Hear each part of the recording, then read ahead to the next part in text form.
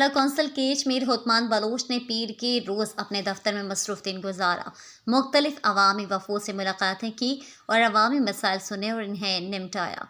मुलाकात करने वालों में साबिक चेयरमैन बैतुल-माल बलोचिस्तान मुस्लिम लीग नून के रहनुमा Mir Ataullah Mohammad Zai, chief officer MC Turbat Shoaib Nasir, chairman Mehrab Tashti, Chakar Rais, Waheed Sabzal, Mir Hatir Buledi, Haji Khalid Buledi, Dadjan Sabzal और दीगर शामिल थे, जिन्होंने ज़िला चेयरमैन को इलाकाई मसाइल आगाही फराहम की और बाहमी दिलचस्पी उमूर पर तबादला ख्याल किया।